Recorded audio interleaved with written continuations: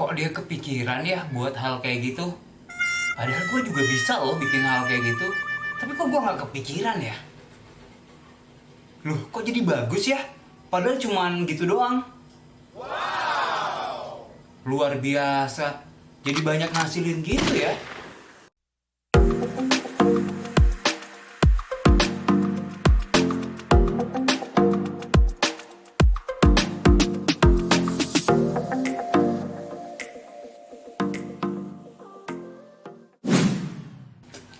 Assalamualaikum warahmatullahi wabarakatuh.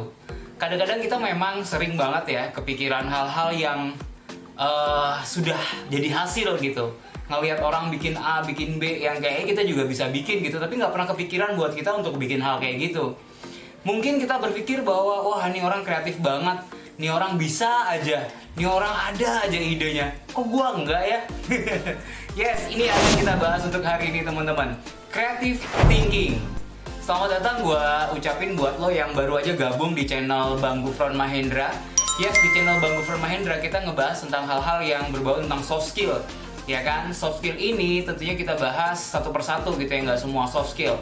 Dan perdebatan kali ini teman-teman kita ngebahas soft skillnya adalah creative thinking. Yeah.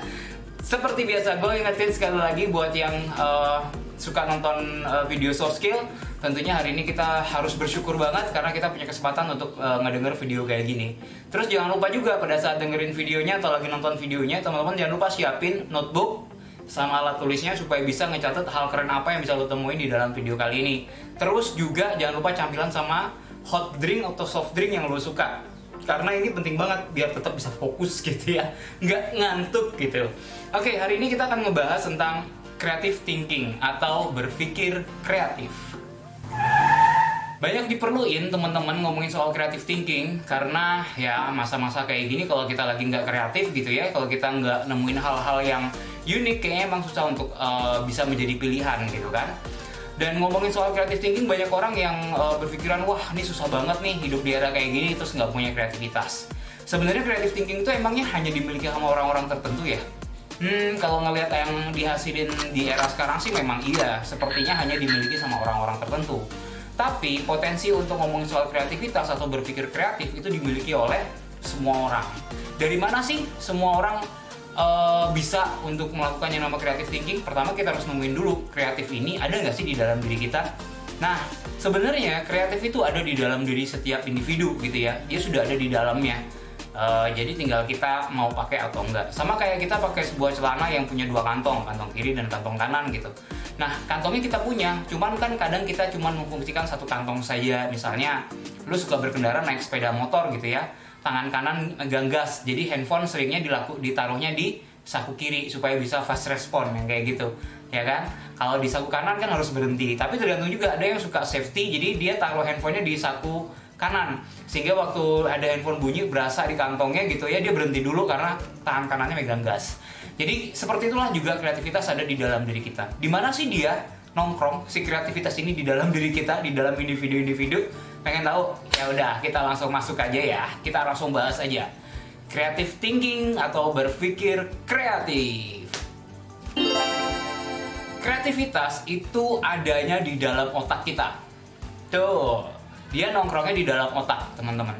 Jadi, singkirin ya pemikiran-pemikiran tentang kreativitas hanya dimiliki oleh orang-orang yang bekerja di seni misalnya, orang-orang yang hanya menjadi apa ya, tukang patung, penari, musisi, itulah orang-orang yang bisa kreatif karena darah seninya ada gitu. Sedangkan juga ada yang memikirkan bahwa kreativitas itu bakat, bawaan lahir, nggak bisa diotak-atik. Nah ini yang harus teman-teman enyahkan dari pikirannya teman-teman, bahwa kreativitas itu ada di setiap individu. Lo mau penari kek, lo mau pebisnis kek, lo adalah karyawan kek, semua orang berpotensi untuk yang namanya punya kreativitas teman-teman ya, karena dia di dalam otak. Nah ini dia pertanyaan pertama, otaknya ada kan?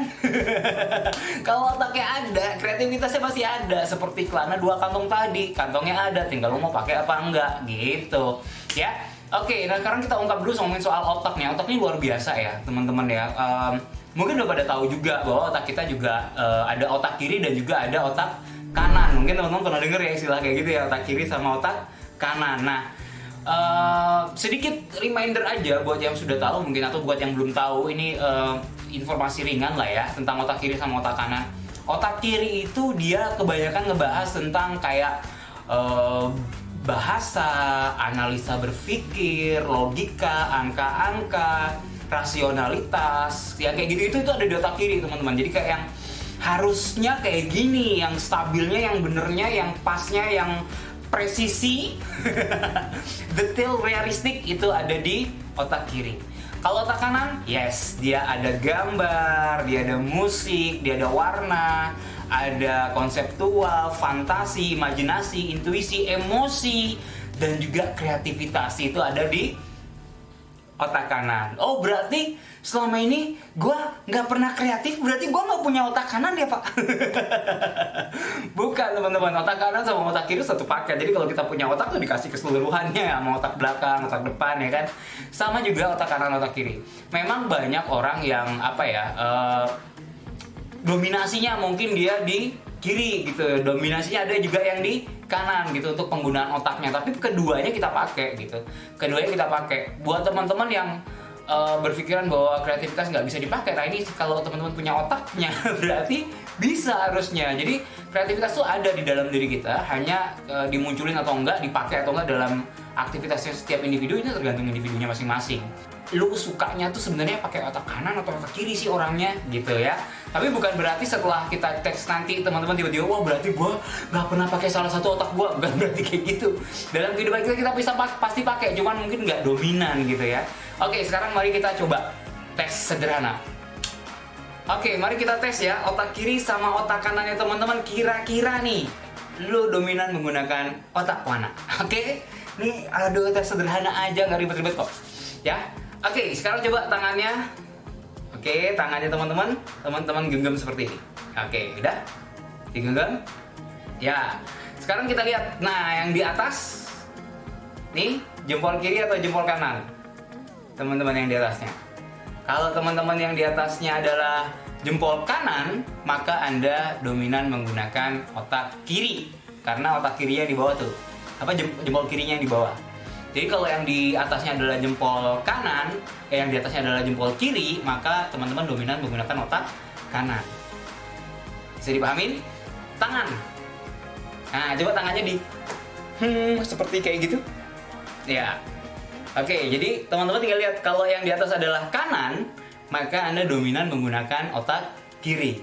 Kalau yang di atas adalah kiri, maka Anda dominan menggunakan otak kanan. Ya, capek gue jelasinnya kalau dibolak-balik, kalau misalnya nggak ngerti juga di seret ke belakang dikit aja videonya. Otak itu mengatur dan mengkoordinir sebagian besar gerak teman-teman. Bahkan perilaku, fungsi-fungsi tubuh kita itu semua diatur dan dikoordinir sama otak, lu bayangin. Keren banget kan? Apalagi kalau cuma sekedar ngebangkitin yang namanya kreativitas, ini harusnya bisa gitu. Coba lihat, tekanan darah, detak jantung, keseimbangan cairan di dalam tubuh kita, itu otak kita yang kita pakai. Sadar nggak kita pernah pakai kayak gitu? Sadar nggak teman-teman? Iya, cairan nih yang biar imbang di tubuh kita, otak kita yang punya kerjaan tuh. Bayangin aja kalau kita nggak atur keseimbangan cairan ini, misalnya kayak kita pakai cairan cuma di sebelah kiri doang gitu. Kira-kira kita jalannya gimana itu? Bisa miring-miring gitu ya nggak sih? Itu otak kita, keren banget. Dan di dalam otak kita itu terdapat 100 juta neuron lebih. Neuron itu sel kecil ya yang berfungsi kayak ngirim-ngirim sinyal gitu ke otak besar supaya kita tuh bisa langsung koordinir gitu. Cepet banget dia jalannya. Cepet-cepet gitu jalannya. Neuron ini. Pernah ada sih cerita yang gue denger ya, tapi memang belum bisa dipastiin bahwa itu pasti segitu gitu karena beda-beda gitu. Ini yang gue denger, kecepatan yang dipakai sama neuron atau sinyal-sinyal itu adalah sekitar 240 km per jam kecepatannya. Jadi di otak kita tuh lari-lari kayak begitu tuh 240 km per jam teman-teman. Naik motor gitu, naik mobil 100 km per jam, 120 itu udah ngeri banget gue ya. Gue nih udah kayak gitu. Ya kan, apalagi 240 ini kayak di sirkuit deh, ini bisa kencang kayak gitu. Cus gitu.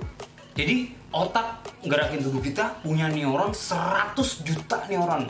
Pantes aja waktu teman-teman lagi kebebani sama banyak hal, tiba-tiba pusing. Karena gores-gores segitu banyak, 240 di pala gitu ya.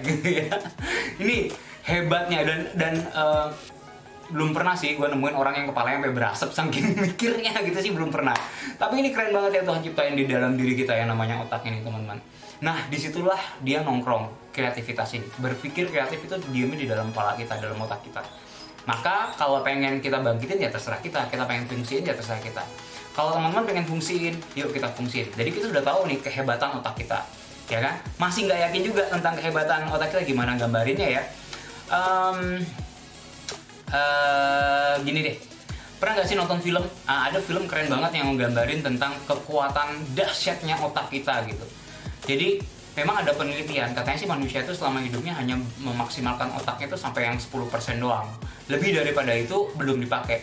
Nah di film ini tuh diceritain, dikasih gambaran, dikasih bayangan kalau misalnya kita pakai sekian persen apa yang terjadi dalam hidup kita, kalau kita pakai sekian persen apa yang terjadi dalam hidup kita tentang otak yang kita punya nih gitu ya. Filmnya judulnya Lucy. Pernah nonton nggak filmnya? Ya, LUCY. Judulnya Lucy filmnya. Ini tentang orang yang kemampuan otaknya bener-bener termaksimalkan secara nggak sengaja. Jadi kayak yang dia salah gitu. Teman-teman nonton diri sendiri deh. Di situ nanti digambarin kayak gimana hebatnya otak gitu. Yes, ada penelitian-penelitian yang selama ini jadi mitos tuh diceritain di film itu. Filmnya judulnya Lucy. Yang main bintangnya jadi Lucy-nya sendiri adalah yang jadi Black Widow di Avengers, siapa namanya? Yes, Scarlett Johansson, ya itu. Jadi teman-teman coba tonton itu biar teman-teman tahu bagaimana otak itu masih bisa dimaksimalkan. Apalagi cuma untuk ngebangkitin kreativitas yang kita perluin untuk menghadapi era-era sekarang ini gitu teman-teman. Ya, oke. Nah sekarang kita udah tahu hebatnya otak kita gitu ya. Udah tahu kayak gimana sih otak kita itu diperlukannya. Memang diperlukannya nggak cuma buat ngadepin kayak gini gitu ya. Maksudnya teman-teman sebagai bos, sebagai karyawan, sebagai tim itu pasti perlu kreativitas. Nggak cuma musisi doang yang perlu kreativitas, nggak cuma penari doang yang perlu kreativitas. Bahkan banyak pengusaha atau perusahaan-perusahaan yang berharap karyawannya itu punya kreativitas supaya bisa menyelesaikan masalah-masalah yang dihadapi teman-teman. Jadi nggak ada masalah yang nggak diem aja atau ngelempar ini ke tempat yang lain. Justru dia bisa menemukan ide-ide baru sehingga bisa menyelesaikan masalah-masalahnya.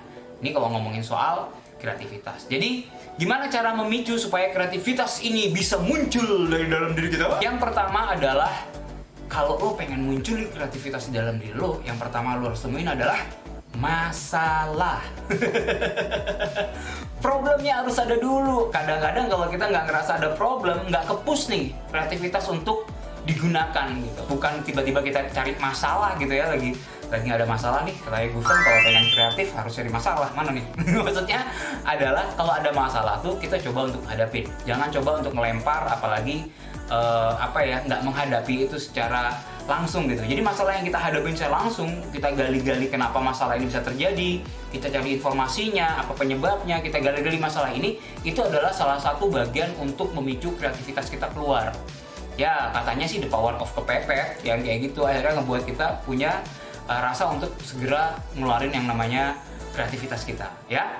Karena kita kalau ngerasa nggak ada masalah gitu ya, misalnya kayak semuanya baik-baik aja, padahal sebenarnya bermasalah, teman kita yang hindar kayak nggak ada masalah, jadi kita nggak perlu mikirin itu, sehingga kreativitasnya juga kayak nggak perlu untuk dikeluarin.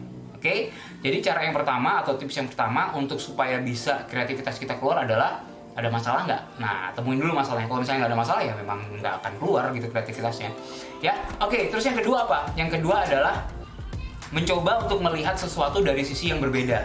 Coba deh ngelihat sesuatu yang dari sisi yang berbeda, maka akan muncul kreativitas di situ, teman-teman. Serius. Jadi kalau teman-teman ngelihat sesuatu dari hadapan, dari hal yang biasa gitu ya, dari frame depan gitu ya, maka yang kelihatan dari teman-teman dari mata Anda adalah yang seperti itu, objeknya, terus perangkat-perangkat dari objeknya, terus kayak pemandangan backgroundnya, yang terlihat akan seperti itu. Tapi kalau kita ngelihat dari sisi yang berbeda, maka kita akan melihat background yang berbeda, sisi barang yang berbeda, dan itu adalah kreativitas baru, ide baru yang akan membuat teman-teman kepikiran hal-hal baru. Contoh nih kayak nonton film. Gue punya teman kalau dia nonton film, ternyata bukan alur ceritanya yang membuat dia senang nonton film. Bahkan dia pernah nonton film sampai 4 kali sebuah film. Apaan sih lo nonton film sampai 4 kali, kan udah pernah nonton gitu. Dan ternyata dia pengen ngeliat dari sisi yang kayak kalau gue jadi penjahatnya kayak apa gitu. kalau gue jadi yang jahatnya kenapa gitu, dari situ. Terus musiknya, terus angle ngambil gambarnya gitu, dia ngebayangin kameramennya. Jadi kita melihat dari sisi yang berbeda, maka kita akan mempunyai objek yang berbeda, kita akan punya background yang berbeda waktu kita lihat gitu ya. Dan ini akan membuat kita punya ide yang lain gitu. Oh ada kok ide yang kayak begini, oh ada kok ide yang kayak begitu gitu teman-teman. Nomor 3 adalah lebih dalam, lebih detail. Lebih dalam, lebih detail. Untuk apa? Untuk melihat sesuatu. Ini akan membuat kita akhirnya punya apa? Ide baru, kita punya pandangan baru, kita punya penglihatan-penglihatan baru. Jadi yang namanya kreativitas ini memang bergantung sama hal-hal yang baru ya teman-teman, ide yang fresh, ide yang baru gitu ya. Walaupun sebenarnya dia ATM gitu, amati, tiru, modifikasi, tapi begitu jadi satu hal yang baru, ini akan jadi apa namanya, hal yang hebat, merupakan jadi kreativitas. Contoh nih, ayam goreng. Ayam goreng itu kalau kita lihat ya ayam goreng biasa gitu. Keju juga, keju itu kalau kita lihat juga ya keju gitu. Tapi begitu ayam goreng keju, wah ini kayak yang wah kreatif nih gitu ya. Kreatif nih, mungkin sekali-kali mungkin jadi dicoba ayam goreng rujak gitu misalnya, ayam goreng apa kayak gitu. Yang jelas kalau yang ide-ide agak sedikit ekstrim kan ayam goreng coklat susu, kira-kira gimana rasanya? Ya, oke, jadi kita lihat lebih dalam, lebih detail. Oke, yang selanjutnya adalah nomor 4 adalah hasil sempurna. Jadi kita harus benar-benar melihat suatu masalah dan harus mencoba untuk menyelesaikannya dengan hasil sempurna. Hasil sempurna itu maksudnya gini, teman-teman, ketika kita mencoba untuk scrubbing atau ngebaut sesuatu, hasil yang sempurna yang menurut kita ngomongin soal scrubbing tadi adalah ketika bautnya benar-benar pas, terus bisa masuk sampai habis dan keras, dan menjaga apa yang kita baut tadi benar-benar nggak goyang lagi, nggak lepas. Nah itu berarti kita masuk ke dalam kesempurnaan ngebaut gitu ya. Jadi sempurna itu sampai di titik paling bagusnya gitu dari suatu pekerjaan. Maka ketika kita mencoba untuk menyelesaikan sesuatu, maka kita harus maksimalin sampai ke titik paling bagusnya. Kalau kita belum sampai ke titik paling bagusnya, kita harus gali terus sampai nyampe ke titik paling bagusnya. Maka pada saat kita proses menggali untuk mencoba mencapai titik paling bagus atau paling sempurna, di situ kreativitas akan muncul terus tuh. Enaknya digini nih, tambahin kayak gini. Wah ini cut di sini aja paling bagusnya. Itu kalau mencoba untuk ngomongin soal lagi ngadepin tugas, lagi ngadepin masalah, hasilnya harus jangan seadanya, tapi apa? Hasil yang sempurna. Ini akan mendorong kreativitasnya teman-teman untuk muncul. Oke, itu semua. Semoga bermanfaat yang kita bahas hari ini tentang bagaimana nge-push otak kita supaya bisa tetap kreatif di era-era sekarang ini. Tungguin terus video-video berikutnya dari Bang Gufron Mahendra Channel. Hari ini Gufron Mahendra pamit undur dulu. Mohon maaf kalau misalnya ada salah-salah kata. Sekian, terima kasih. Wassalamualaikum warahmatullahi wabarakatuh.